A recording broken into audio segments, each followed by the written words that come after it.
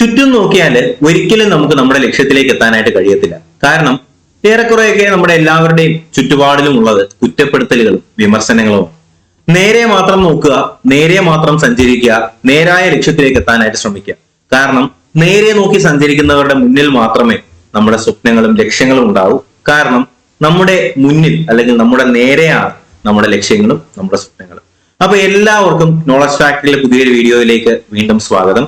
നിങ്ങൾക്ക് എല്ലാവർക്കും നിങ്ങളുടെ ലക്ഷ്യത്തിലേക്ക് വളരെ വേഗം തന്നെ എത്താനായിട്ട് കഴിയട്ടെ. അതിന് ഞാൻ നിങ്ങളുടെ കൂടെയുണ്ട്. അപ്പോൾ എപ്പോഴും പറയുന്ന പോലെ തന്നെ തീർച്ചയായിട്ടും നിങ്ങളും എന്റെ കൂടെ തന്നെ ഉണ്ടാവുക.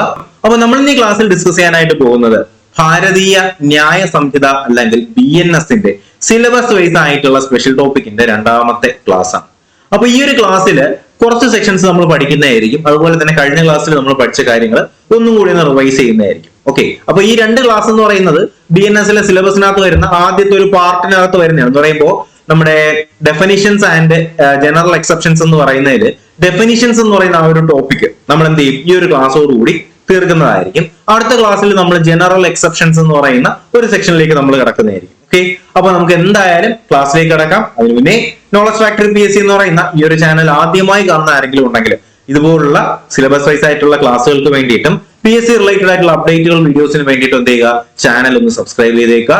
ബെൽ ബട്ടൺ കൂടി എനേബിൾ ചെയ്യാനും ക്ലാസ് കാണുമ്പോൾ ക്ലാസ്സിനെ കുറിച്ചുള്ള നിങ്ങളുടെ അഭിപ്രായങ്ങൾ തീർച്ചയായിട്ട് കമന്റ് ബോക്സിൽ കമന്റുകളായിട്ട് രേഖപ്പെടുത്താനും കൂടി മറക്കരുത് കേട്ടോ. അപ്പൊ നമുക്ക് നേരെ കണ്ടന്റിലേക്ക് തന്നെ കടക്കാം. അപ്പൊ നമ്മൾ ഇന്ന് ആദ്യം പഠിക്കാനായിട്ട് പോകുന്നത് സെക്ഷൻ 3-5 എന്ന് പറഞ്ഞാൽ എന്താണ് BNS-ലെ സെക്ഷൻ 3-5. അപ്പോ ഇത് നമുക്ക് നമ്മുടെ ഈ പറയുന്ന BNS അല്ലെങ്കിൽ IPC-യിൽ നിന്ന് മാറി BNS-ലോട്ട് വന്നപ്പോഴത്തേക്കും നമുക്ക് അല്ലെങ്കിൽ എനിക്ക് കാണാൻ കഴിഞ്ഞ ഒരു പ്രധാനപ്പെട്ട മാറ്റം എന്ന് പറയുന്നത് ഇന്ന് നമ്മുടെ സമൂഹത്തിൽ നിലനിൽക്കുന്ന ഒരുപാട് പ്രശ്നങ്ങൾ എന്ന് പറഞ്ഞാല് ഈ പറയുന്ന IPC ഞാൻ പറഞ്ഞിട്ടുണ്ടായിരുന്നു, കൊളോണിയൽ കാലത്തെ ഈ പറയുന്ന കുറ്റകൃത്യങ്ങളെ മാറ്റുന്നതിന് വേണ്ടി അല്ലെങ്കിൽ കൊളോണിയൽ കാലത്തിലെ ഈ പറയുന്ന നിയമവ്യവസ്ഥ മാറ്റുന്നതിന് വേണ്ടിയിട്ട് പുതിയ കാലവുമായി ബന്ധപ്പെടുത്തിയിട്ടുള്ള സിറ്റുവേഷൻസുമായി ലിങ്ക് ചെയ്തുകൊണ്ടാണ് എന്ത് ചെയ്യുന്നത് നമ്മുടെ BNS അല്ലെങ്കിൽ ഭാരതീയ ന്യായ സംഹിത വന്നിട്ടുള്ളത്.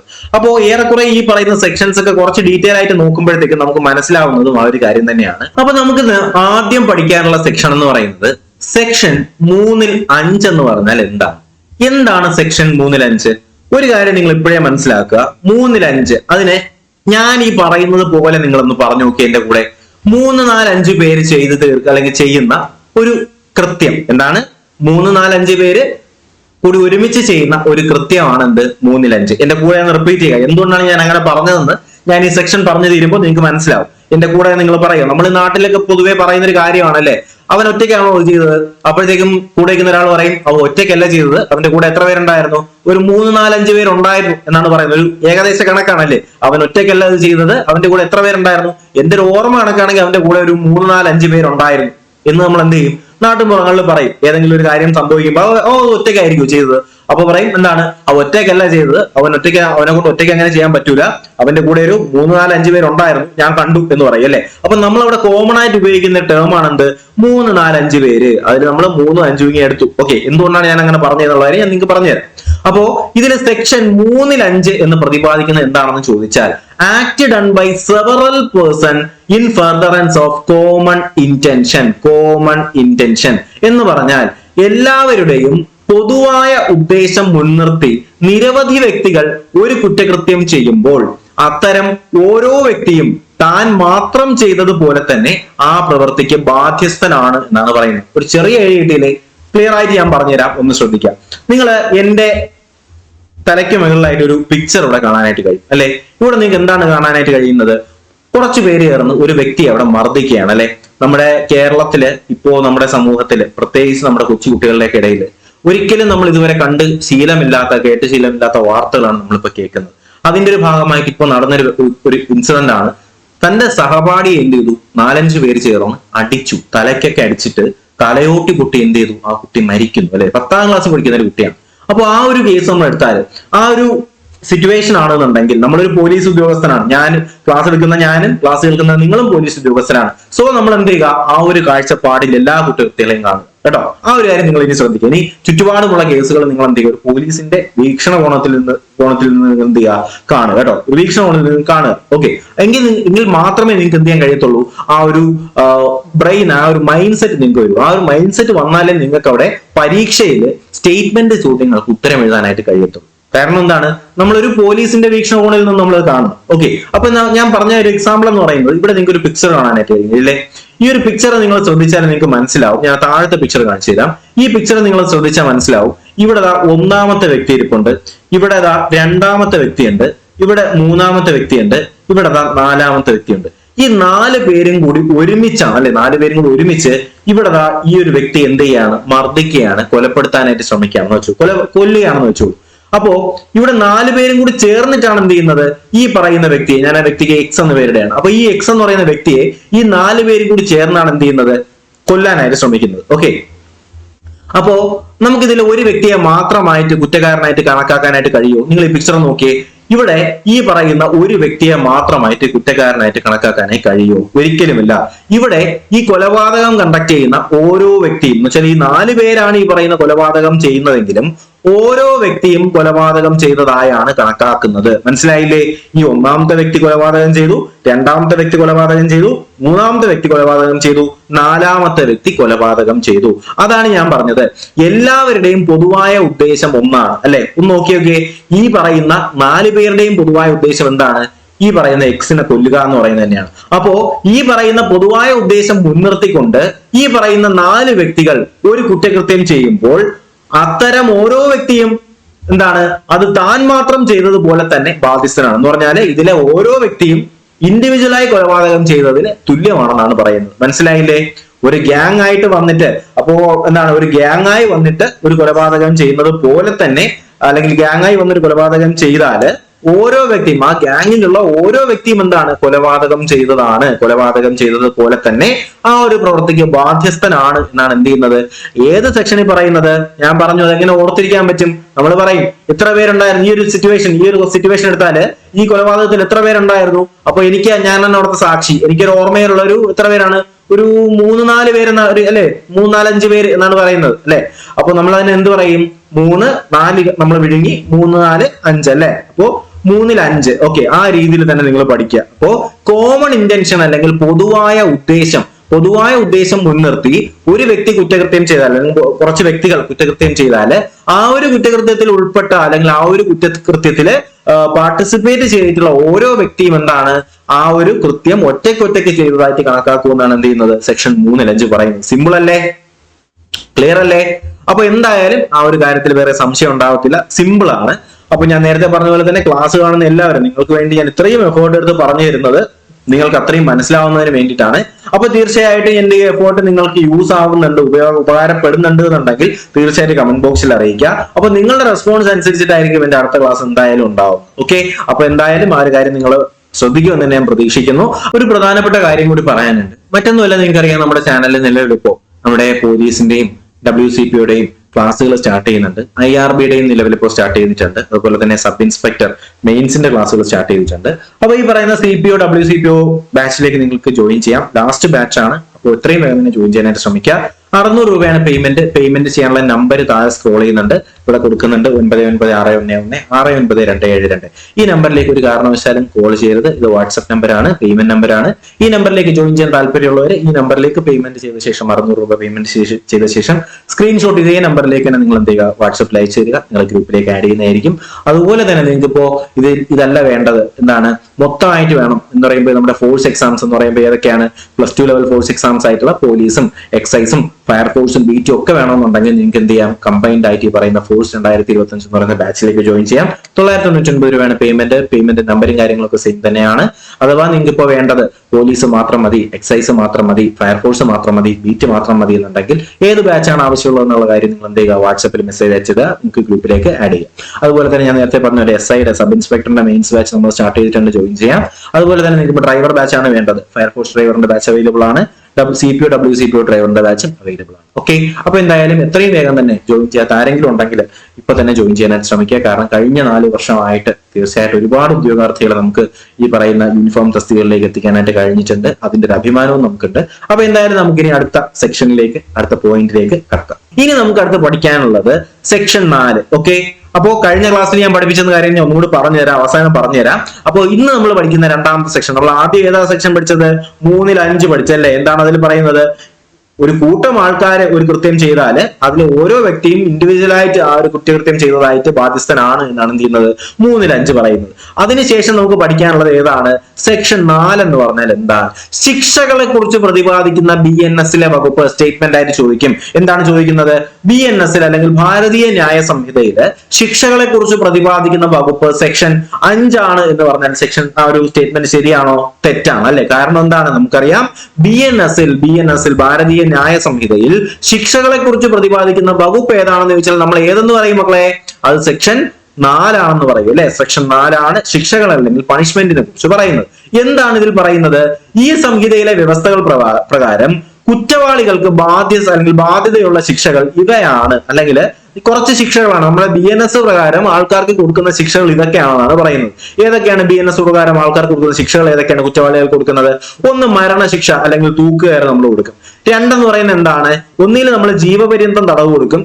എന്നാൽ ജീവപര്യന്തം പറഞ്ഞാൽ എന്താണ് ആക്ച്വലി അതിന്റെ ഒറിജിനൽ മീനിങ് എന്ന് പറഞ്ഞാൽ ഒരു വ്യക്തിയുടെ സ്വാഭാവിക ജീവിതത്തിന്റെ ശേഷിക്കുന്ന കാലയളവ് ഫുള്ള് ജയിലിൽ കിടക്കേണ്ടി വരും. പക്ഷേ ഇപ്പോഴത്തെ ഒരു സിറ്റുവേഷനിൽ അങ്ങനെ കിടക്കേണ്ടി വരുന്ന കേസുകൾ കുറവാണ്. കാര്യം 12 വർഷം കഴിയുമ്പോഴും 14 വർഷം കഴിയുമ്പോഴും 20 വർഷം കഴിയുമ്പോഴും ഇരട്ട ജീവപര്യന്തം പോലും തന്നെ വളരെ കുറച്ച് വർഷങ്ങൾ മാത്രമാണ് ഇപ്പൊ കിടക്കുന്നത് അല്ലേ? സത്യം പറഞ്ഞാല് ഈ ഒരു നിയമവ്യവസ്ഥയുടെ ഈ ഒരു പിഴവാണെന്ന് വെച്ചാല് ജീവപര്യന്തം എന്ന് പറഞ്ഞത് ജീവപര്യന്തം ആയിരിക്കണം. അല്ലാന്ന് വരുമ്പോഴത്തേക്ക് ഒരു സിറ്റുവേഷനിലാണ് നമ്മുടെ നാട്ടിൽ എന്ത് ചെയ്യുന്നത്? പല കൊലപാതകങ്ങൾ അല്ലെ, സീരിയസ് ആയിട്ടുള്ള കൊലപാതകം, സീരിയൽ കില്ലിംഗ് പോലുള്ള പരിപാടികളൊക്കെ നടക്കുന്നത്. ഇപ്പൊ തന്നെ കണ്ടില്ലേ, ഒരു വീട്ടിലെ മകനാണെങ്കിൽ വീട്ടിലെ അമ്മയെയും അച്ഛനെയും അതുപോലെ തന്നെ വീട്ടിൽ വയ്യാതെ വന്ന അമ്മുമ്മയും സ്വന്തം കൊച്ചനിയനെ വരെ എന്ത് ചെയ്തു? അനിയനെയും കാമുകിയെ വരെ കൊന്നു അല്ലെ? എല്ലാവരെയും ഒറ്റ ദിവസമാണ് കൊന്നത്. എത്രമാത്രം കോൾഡ് ബ്ലഡഡ് ആയിട്ടുള്ള ഒരു മൈൻഡാണ് ആ ഒരു വ്യക്തിക്ക് ഉണ്ടായിരുന്നത്. എന്തുകൊണ്ടാണ് അവനെ കൊണ്ട് ഇത് ചെയ്യാനായിട്ട് പ്രേരിപ്പിക്കുന്നത്? നമുക്കറിയാം, ഒരു കുറ്റം ചെയ്താല് ഇത്രയേ ഉള്ളൂ, ശിക്ഷ ഇത്രയേ ഉള്ളൂ അല്ലെ? ആ ഒരു മൈൻഡ് സെറ്റ് ഉണ്ട്. ആ ഒരു മൈൻഡ് സെറ്റിൽ നിന്ന് മാറി വരണം അല്ലെ? അപ്പൊ ശിക്ഷകൾ കുറച്ചും കൂടി ടൈറ്റ് ആക്കേണ്ടത് വളരെ അത്യാവശ്യം തന്നെയാണ്. അപ്പൊ ഞാൻ പറഞ്ഞത് മറ്റൊന്നുമല്ല, ഈ പറയുന്ന BNS പ്രകാരം കൊടുക്കുന്ന ശിക്ഷകൾ ഏതൊക്കെയെന്ന് ചോദിച്ചാൽ, ഒന്നെന്ന് പറയുന്നത് മരണശിക്ഷയാണ്. രണ്ടെന്ന് പറയുന്നത് എന്താണ്? ജീവപര്യന്തമാണ്. മൂന്നെന്ന് പറഞ്ഞാൽ തടവാണ്. ഈ തടവെന്ന് പറയുമ്പോൾ അല്ലെങ്കിൽ ജയിലിനകത്ത് ഇടുക എന്ന് പറയുമ്പോഴത്തേക്കും അത് എത്ര തരത്തിൽ ജയിലിനകത്ത് ഇടാം? ഒന്ന്, നമ്മള് കഠിനമായത് അല്ലെങ്കിൽ കഠിനാധ്വാനത്തോട് കൂടിയ തടവുണ്ട് എന്ന് പറഞ്ഞാൽ ജോലി ചെയ്യിപ്പിക്കുന്ന തടവുകളുണ്ട്. അല്ലെങ്കിൽ ലളിതമായ തടവുണ്ട്. ഓക്കെ, കഠിന തടവുണ്ട്, ലളിതമായ തടവുണ്ട്. അപ്പൊ ഒന്നാമത്തത് മരണശിക്ഷ, രണ്ടെന്ന് പറയുന്ന ജീവപര്യന്തം, മൂന്നെന്ന് പറയുന്നത് എന്താണ്? തടവ് 2 തരത്തിലുണ്ട്, കഠിനമായതും അതുപോലെ തന്നെ ലളിതമായതും. 4 എന്ന് പറയുന്നത് എന്താണ്? നാലാമത്തത് സ്വത്ത് കണ്ടുകെട്ടലാണ്. സ്വത്ത് കണ്ടുകെട്ടാൻ, അനധികൃതമായിട്ട് വേണ്ടാത്ത രീതിയിലൂടെയൊക്കെ സ്വത്ത് സമ്പാദിച്ചാൽ അതെന്ത് ചെയ്യാൻ കഴിയും? സർക്കാരിന് കണ്ടുകെട്ടാനായി കഴിയും അല്ലെ? സ്വത്ത് കണ്ടുകെട്ടാനായി കഴിയും. അതിനെയാണ് നമ്മൾ സ്വത്ത് കണ്ടുകെട്ടൽ എന്ന് പറയുന്നത്. അടുത്ത് നമ്മൾ അഞ്ചാമത്തെ ഏതാണ്? അഞ്ചാമത്തെ പിഴ അല്ലെങ്കിൽ ഫൈൻ ആണ്. ആറാമത് ഇപ്പോഴായിട്ട് വന്നൊരു സാധനമാണ് ഈ കമ്മ്യൂണിറ്റി സേവനം. പല കേസുകളിലും നമ്മുടെ എന്താണ് ഈ ട്രാഫിക് വയലേഷൻ പോലത്തെ കേസുകളിലൊക്കെ നമുക്കിപ്പോ ഇടയ്ക്കൊക്കെ കാണാൻ കഴിഞ്ഞതാണ്. ഹോസ്പിറ്റൽ സേവനവും റോഡ് ഗതാഗത നിയന്ത്രണവും ഒക്കെ ആർക്ക് കൊടുക്കുന്നു? ഈ പറയുന്ന ഈ നിയമം ലംഘിച്ച ആൾക്കാർക്ക് കമ്മ്യൂണിറ്റി സേവനം എന്ന് പറഞ്ഞിട്ടൊക്കെ ചെയ്യും. ഓക്കെ, എന്താണ്? ഹോസ്പിറ്റൽ സേവനം കൊടുക്കും, ഈ മാനസികാരോഗ്യ കേന്ദ്രങ്ങളിൽ സേവനം കൊടുക്കും, ആശുപത്രികളിൽ ഈ വാർഡുകളിൽ സേവനം കൊടുക്കും. ഇതൊക്കെ പോലീസ് കൊടുക്കുന്ന കമ്മ്യൂണിറ്റി സേവനം എന്ന് പറയുന്ന രീതിയിലുള്ള ഒരു ശിക്ഷയാണ്. ഓക്കെ, അപ്പോ ഇതൊക്കെ എന്താണ്? കേരള ഗവൺമെന്റ്, പ്രത്യേകിച്ച് നമ്മുടെ ഇന്ത്യൻ സർക്കാർ ഇപ്പോൾ ഈ പറയുന്ന BNSുമായി ബന്ധപ്പെടുത്തിയിട്ട് കൊടുക്കുന്ന ശിക്ഷകളാണ് ഇതൊക്കെ. ഓക്കെ, അപ്പോൾ ശിക്ഷകളെ കുറിച്ച് സംബന്ധിക്കുന്ന BNSലെ വകുപ്പ് ചോദിച്ചാൽ അത് BNSലെ സെക്ഷൻ 4 ആണ്. അതിനകത്ത് വരുന്ന ശിക്ഷകൾ ഏതൊക്കെയാണ്?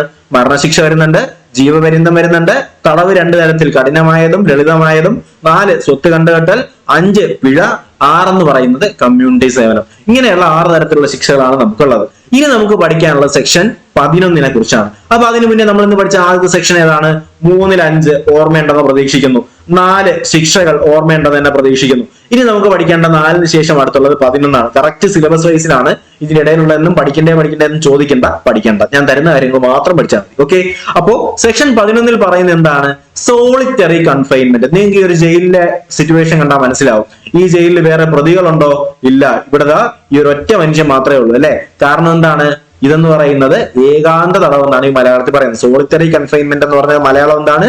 ഏകാന്ത തടവ്.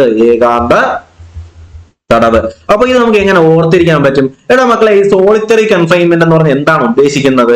ഇപ്പൊ 2 പേരുണ്ടെങ്കിൽ, ഞാനിപ്പോ പറയുന്ന ഡയലോഗ് നിങ്ങളൊന്ന് ശ്രദ്ധിക്കുക. 2 പേരുണ്ടെങ്കിൽ ഈ 2 പേരെ എങ്ങനെ നമുക്ക് സോളിറ്ററി കൺഫൈൻമെന്റ് ആയിട്ട് ഇടാൻ പറ്റും? ഓരോ ആൾക്കാരെ ആയിട്ട് ജയിലിനകത്ത് ഇട്ടാൽ എങ്ങനെയാണ്? ഇതിപ്പോ ഒന്നല്ലേ, ഓരോ ഓരോ ആൾക്കാരെ ആയിട്ട് നമ്മൾ എന്ത് ചെയ്യുന്നു, ജയിലിനകത്ത് ഇട്ടാൽ അതിനെ നമ്മൾ എന്ത് പറയുന്നു, സോളിറ്ററി കൺഫൈൻമെന്റ് എന്ന് പറയുന്നു. എങ്ങനെയാണ്? ഓരോ ആൾക്കാരെയായി ജയിലിൽ ഇട്ടാൽ, ദാറ്റ് മീൻസ് അവിടെ എന്ത് കിട്ടി നമുക്ക്? 11 കിട്ടിയില്ലേ? ഇല്ലേ? ഒന്ന് നോക്കിയേ. ഏകാന്ത തടവ് എന്ന് പറയുമ്പോൾ നമ്മൾ പറയുന്നില്ലേ, നാട്ടിൻപുറത്ത് പറയുന്നതല്ലേ, ഓരോരുത്തരെ ഓരോരോ റൂമിലായിട്ട് കൊണ്ടുപോകും എന്ന് നമ്മൾ പറയില്ലേ. സംഭവം അത്രേ ഉള്ളൂ. എന്താണ്? ഓരോരുത്തരെ ഓരോ മുറിയിലായിട്ടിട്ടാൽ, ദാറ്റ് മീൻസ് അവിടെ 11 അല്ലേ? ക്ലിയർ അല്ലേ? ഓക്കെ അല്ലേ? അപ്പോ സോളിറ്ററി കൺഫൈൻമെന്റ് അല്ലെങ്കിൽ ഏകാന്ത തടവിനെ കുറിച്ച് പ്രതിപാദിക്കുന്ന BNS വകുപ്പ് ചോദിച്ചാൽ അത് BNS സെക്ഷൻ 11 ആണ് എന്നുള്ള കാര്യം ഒന്ന് മനസ്സിലാക്കി വെച്ചേക്കുക, അറിഞ്ഞിരിക്കുക. വളരെ വളരെ വളരെ ഇമ്പോർട്ടന്റ് ആണ്. ഓക്കെ, അപ്പൊ നമുക്ക് നോക്കാം. ഈ ഏകാന്ത തടവ് തന്നെ 2-3 തരത്തിലുണ്ട് കേട്ടോ. അപ്പൊ ഏതൊക്കെയാണ് ആ ഏകാന്ത തടവിന്റെ രീതികൾ എന്നറിയാമോ? ഇപ്പോ തടവ് ശിക്ഷ കിട്ടുന്ന അല്ലെങ്കിൽ തടവ് കാലാവധി 6 മാസത്തിൽ കൂടുതലാണെങ്കിൽ അല്ലെങ്കിൽ 6 മാസത്തിനകത്തുള്ളതാണെങ്കിൽ, ഇപ്പോ 1 മാസം മുതൽ ഒരു 6 മാസത്തിനകത്ത് വരെ ആണെന്നുണ്ടെങ്കിൽ ഒരു വ്യക്തിയെ നമുക്ക്, ആ ഒരു ശിക്ഷയ്ക്ക് വിധിക്കപ്പെടുന്ന വ്യക്തിയെ നമുക്ക് 1 മാസത്തിൽ കൂടാത്ത സമയത്ത് നമുക്ക് എന്ത് ചെയ്യാൻ പറ്റും? ഏകാന്ത തടവിനിടാനായി കഴിയും. ദാറ്റ് മീൻസ് ഇപ്പൊ എന്നെ പിടിച്ച് ആ ഒരു 4 മാസത്തേക്ക് ജയിലിനകത്തിടെയാണ് എന്നുവെച്ചാൽ 6 മാസത്തിന് താഴെയാണ്. അങ്ങനെയാണെങ്കിൽ എന്നെ ഒറ്റയ്ക്ക് എന്ത് ചെയ്യാം? ഒരു സെല്ലിനകത്ത് കൊണ്ടിടാനായിട്ട് കഴിയും. അതിനെയാണ് ഏകാന്ത തടവ് എന്ന് പറയുന്നത്. ഇപ്പൊ 6 മാസത്തിനകത്താണെന്നുണ്ടെങ്കിൽ 1 മാസം ഏകാന്ത തടവ് ഇടാം. 1 മാസത്തിൽ കൂടാൻ പാടില്ല, 1 മാസം ഏകാന്ത തടവ് ഇടാം.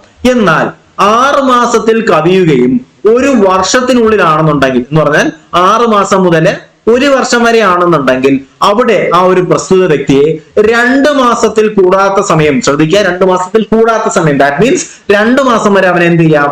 വേണമെങ്കിൽ അവനെ ഏകാന്ത തടവിനകത്ത് ഇടാനായിട്ട് കഴിയും. അതുപോലെ തന്നെ തടവ് ഇപ്പം ഈ പറയുന്ന ഏകാന്ത അല്ലെങ്കിൽ ഒരു തടവിന്റെ കാലാവധി 1 വർഷത്തിൽ കൂടുതലാണെന്നുണ്ടെങ്കിൽ ആ പ്രസ്തുത വ്യക്തിയെ നമുക്ക് 3 മാസത്തിൽ കൂടാത്ത സമയം ഏകാന്ത തടവിനിടാനായിട്ട് കഴിയും. ഓക്കെ അല്ലേ? ഇവിടെ നമ്മൾ പറഞ്ഞത് 3 കണ്ടീഷൻ. 6 മാസത്തിന് താഴെയാണെന്നുണ്ടെങ്കിൽ ആ വ്യക്തിയെ 1 മാസം ഏകാന്ത തടവിനിടാം. 6 മാസം മുതൽ 1 വർഷം വരെയാണ് ഈ പറയുന്ന തടവിന്റെ കാലാവധി എന്നുണ്ടെങ്കിൽ അവനെ നമുക്ക് വേണമെങ്കിൽ 2 മാസം വരെ എന്ത് ചെയ്യാം? ഏകാന്ത തടവിനിടാം. 1 വർഷത്തിൽ കൂടുതലാണ് അവന് കിട്ടുന്ന തടവ് എന്നുണ്ടെങ്കിൽ അവനെ നമുക്ക് എന്ത് ചെയ്യാം? 3 വർഷം വരെ ഏകാന്ത തടവിനിടാനായിട്ട് കഴിയും. ആ കാര്യം തന്നെയാണ് ഇതിനകത്ത് പറയുന്നത്. സിമ്പിൾ അല്ലേ? ഓക്കെ അല്ലേ? അപ്പോ ഏകാന്ത തടവിനെ കുറിച്ച് പ്രതിപാദിക്കുന്ന BNS വകുപ്പ് ചോദിച്ചാൽ അത് BNS സെക്ഷൻ 11 ആണെന്ന് മനസ്സിലാക്കുക. അപ്പൊ ഏകാന്ത തടവ് എത്ര തരത്തിലുണ്ട്? 3 തരത്തിൽ. ഏതൊക്കെയാണ്? 6 മാസത്തിന് താഴെയാണെന്നുണ്ടെങ്കിൽ 1 മാസം അല്ലെ? എന്നാൽ 6 മാസത്തിന് 1 വർഷത്തിന് ഇടയിലാണെന്നുണ്ടെങ്കിൽ 2 മാസം, 1 വർഷത്തിന് മേലെയാണെന്നുണ്ടെങ്കിൽ 3 മാസം വരെ എന്ത് ചെയ്യാം? പ്രസ്തുത വ്യക്തിയെ നമുക്ക് തടവിനകത്ത് ഇടാനായി കഴിയും. ഓക്കെ അല്ലേടാ? ക്ലിയർ അല്ലേ? ഓക്കെ ആവുന്നുണ്ടെങ്കിൽ തീർച്ചയായിട്ടും നിങ്ങൾക്ക് ക്ലാസ്സിനെ കുറിച്ചുള്ള അഭിപ്രായം ഞാൻ കമന്റുകളായിട്ട് പ്രതീക്ഷിക്കുന്നു. നിങ്ങളുടെ അഭിപ്രായങ്ങൾ തന്നെയാണ് വീണ്ടും ക്ലാസ്സുകൾ ചെയ്യാനായിട്ട് പ്രേരിപ്പിക്കുന്നത്. ആ ഒരു കാര്യം കൂടി നിങ്ങളൊന്ന് ശ്രദ്ധിക്കുക. ഇനി നമുക്ക് നോക്കാനുള്ള അടുത്ത സെക്ഷൻ എന്ന് പറയുന്നത്, ഇനി നമുക്ക് അടുത്തിന് പഠിക്കാനുള്ളത് ജനറൽ എക്സെപ്ഷൻസ് ആണ്. എന്താണ്? ജനറൽ എക്സെപ്ഷൻസ് അല്ലെങ്കിൽ പൊതുവായ ഒഴിവാക്കലിനെ കുറിച്ചാണ് നമുക്ക് പഠിക്കാനുള്ളത്. അതിനു മുന്നേ നമുക്ക് കഴിഞ്ഞ ക്ലാസ്സിൽ നമ്മൾ പഠിപ്പിച്ച് അവസാനിച്ച കുറച്ച് കാര്യങ്ങളുണ്ട്. ആ കാര്യങ്ങൾ കൂടി നമുക്ക് നോക്കേണ്ടത് വളരെ അത്യാവശ്യമാണ്.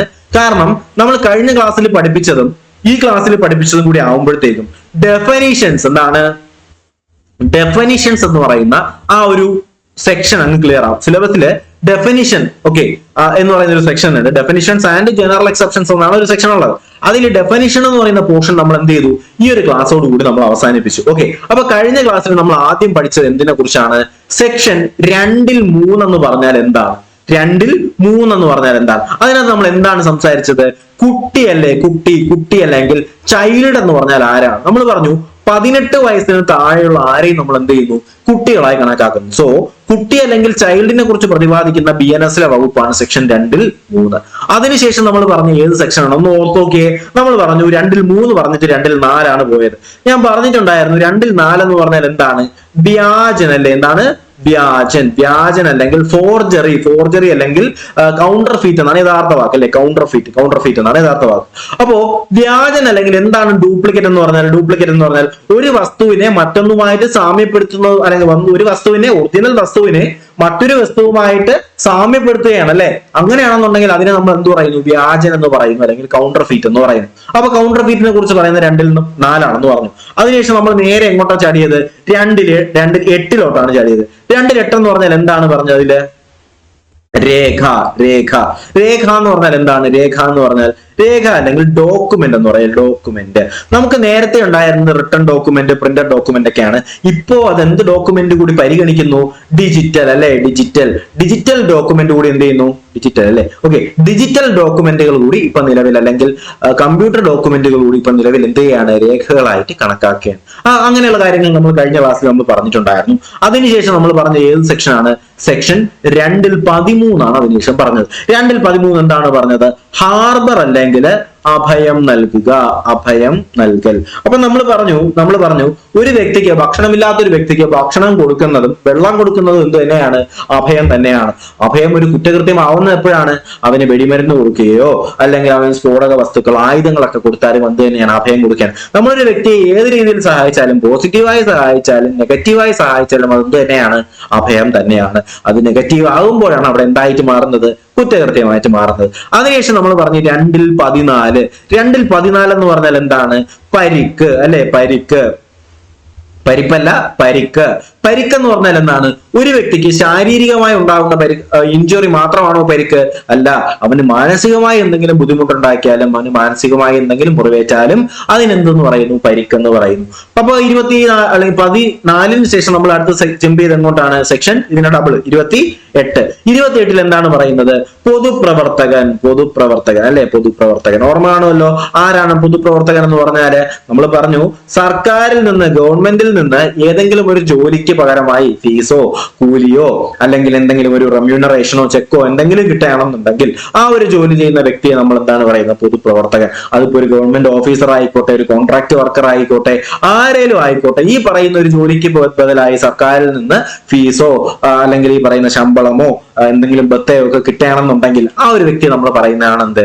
പൊതുപ്രവർത്തകൻ എന്ന് പറയുന്നത് അല്ലെ, പബ്ലിക് സർവന്റ്. അതിപ്പോ ഒരു പോലീസുകാരനായാലും പട്ടാളക്കാരനായാലും നേവി ആയാലും ടീച്ചർ ആയാലും എഞ്ചിനീയർ ആയാലും കോൺട്രാക്ട് വർക്കർ ആയാലും ഒക്കെ എന്ത് തന്നെയാണ്? പൊതുപ്രവർത്തകർ തന്നെയാണ്. അപ്പോൾ നമ്മൾ ആദ്യം പറഞ്ഞ ഏതൊക്കെയാണ്? 2-3 പറഞ്ഞു ഓക്കെയാണ്, 2-4 പറഞ്ഞു ഓക്കെയാണ് വ്യാജൻ, 2-8 പറഞ്ഞു ഓക്കെയാണ് രേഖ, 2-13 പറഞ്ഞു അഭയം നൽകൽ ഹാർബർ ഓക്കെയാണ്, 2-14 പറഞ്ഞു പരിക്ക് ഇഞ്ചുറി ഓക്കെയാണ്, 2-28 പറഞ്ഞു പൊതുപ്രവർത്തകൻ ഓക്കെയാണ്. സെറ്റല്ലേ മക്കളെ? ഓക്കെ അല്ലേടാ? അതുപോലെ ഇന്ന് നമ്മൾ പറഞ്ഞിട്ടുണ്ടായിരുന്ന സെക്ഷൻസ് ഏതൊക്കെയാണ് നമ്മൾ ഇന്ന് പറഞ്ഞിട്ടുണ്ടായിരുന്നത്? അതിനുശേഷം നമ്മൾ 2-28 ശേഷം നമ്മൾ പഠിച്ചത് 3-5 പറഞ്ഞു. 3-5 എന്താണ്? ഞാൻ പറഞ്ഞു എല്ലാവരുടെയും പൊതു ഉദ്ദേശം മുൻനിർത്തിക്കൊണ്ട് നിരവധി വ്യക്തികൾ ചെയ്യുന്ന ഒരു കുറ്റകൃത്യം അത്തരം ഓരോ വ്യക്തിയും താൻ മാത്രം ചെയ്തതുപോലെ തന്നെ എന്താണ്? ബാധ്യസ്ഥനാണ്. 2-4 എന്ന് പറഞ്ഞാൽ ശിക്ഷകളാണ്. മരണശിക്ഷ, ജീവപര്യന്തം, തടവ് 2 തരത്തിൽ, കഠിനമായതും ലളിതമായതും, പിഴ, കമ്മ്യൂണിറ്റി സേവനം, സ്വത്ത് കണ്ടുകെട്ടൽ. ഓക്കെ, പിന്നെ നമ്മൾ പറഞ്ഞു ഓരോരുത്തരെയും ഓരോന്നായിട്ട് എടുത്തിരുന്നതാണ് സെക്ഷൻ 11 ഏകാന്ത തടവ് അല്ലെ. ഏകാന്ത തടവ് 3 തരത്തിലുണ്ട്. 6 മാസത്തിന് താഴെയാണെങ്കിൽ 1 മാസം വരെ ഏകാന്ത തടവിടാം. 6 മാസത്തിനും 1 വർഷത്തിനും ഇടയാണെന്നുണ്ടെങ്കിൽ 2 മാസം വരെ ഏകാന്ത തടവിനിടാം. 1 വർഷത്തിന് മേലെയാണെന്നുണ്ടെങ്കിൽ 3 മാസം വരെ ഏകാന്ത തടവിനിടാനായിട്ട് കഴിയും. ഇത്രയും കാര്യങ്ങൾ ഓക്കെ അല്ലേടാ? ക്ലിയർ ആണ് എന്ന് പ്രതീക്ഷിക്കുന്നു. അപ്പൊ ഞാൻ നേരത്തെ പറഞ്ഞ പോലെ തന്നെ നമ്മുടെ CPO WCPO batch successfully running ആണ്. അപ്പൊ നിങ്ങൾക്ക് ഈ പറയുന്ന ക്ലാസ്സുകളുടെയൊക്കെ നോട്ട്സും ലൈവ് ക്ലാസ്സുകളും എക്സാം അടുപ്പിച്ചുള്ള ലൈവ് ക്ലാസ്സുകളും അതിന്റെയൊക്കെ മോഡൽ എക്സാംസും മോക്ക് ടെസ്റ്റുകളും ഒക്കെ കിട്ടണമെന്നുണ്ടെങ്കിൽ നിങ്ങൾക്ക് നമ്മുടെ ബാച്ചിലേക്ക് ഇനിയും ജോയിൻ ചെയ്യാനുള്ള അവസരമുണ്ട്. ലാസ്റ്റ് ബാച്ച് ആണ്.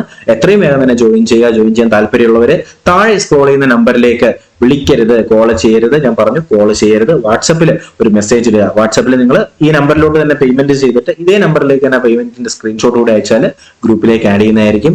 അല്ലാതെ നിങ്ങൾക്ക് ഇപ്പോ നമ്മുടെ ഫോഴ്സിന്റെ ബാച്ച് കംപ്ലീറ്റ് ആയിട്ടുള്ള ബാച്ച് അവൈലബിൾ ആണ്. അതിനകത്ത് നിങ്ങൾക്ക് പറയുന്ന police, excise, fire force, beat forest ഓഫീസറിന്റെ ക്ലാസ്സുകൾ അവൈലബിൾ ആയിരിക്കും. അപ്പോ ജോയിൻ ചെയ്യാൻ താല്പര്യമുണ്ട്. ഇപ്പൊ അഥവാ നിങ്ങൾക്ക് ഇപ്പോൾ ഞാൻ നേരത്തെ പറഞ്ഞ പോലെ തന്നെ എക്സൈസും പോലീസും ഫയർഫോഴ്സും ഇൻഡിവിജ്വൽ മറ്റേ ബീറ്റ് ഫോറസ്റ്റ് ഒക്കെ ഇൻഡിവിജ്വൽ ആയിട്ട് മതി എന്നുണ്ടെങ്കിൽ ഓരോന്നായിട്ട് നിങ്ങൾക്ക് എന്ത് ചെയ്യാം? ജോയിൻ ചെയ്യാനുള്ള ഫെസിലിറ്റി അവൈലബിൾ ആണ്.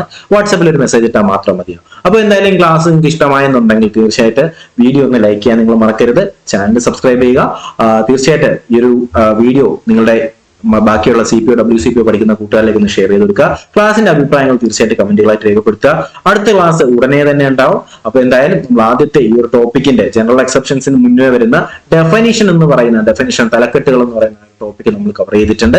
അപ്പൊ എന്തായാലും മറ്റൊരു ക്ലാസ്സും വീഡിയോ ഒക്കെ ആയിട്ട് ഉടനെ തന്നെ കാണാം. നന്നായിട്ട് പഠിക്കുക, നന്നായിട്ട് പൊരുതുക, നന്നായിട്ട് റാങ്കിലേക്ക് സ്വയമേ എന്ത് ചെയ്യുക? റാങ്ക് പുഷ് ചെയ്യാനായിട്ട് ശ്രമിക്കുക. അപ്പൊ പുതിയൊരു വീഡിയോ ക്ലാസ്സും ഒക്കെ ആയിട്ട് നമുക്ക് ഉടനെ തന്നെ കാണാം. അപ്പൊ അതിലേക്ക് എല്ലാവർക്കും ബൈ ബൈ. Take care.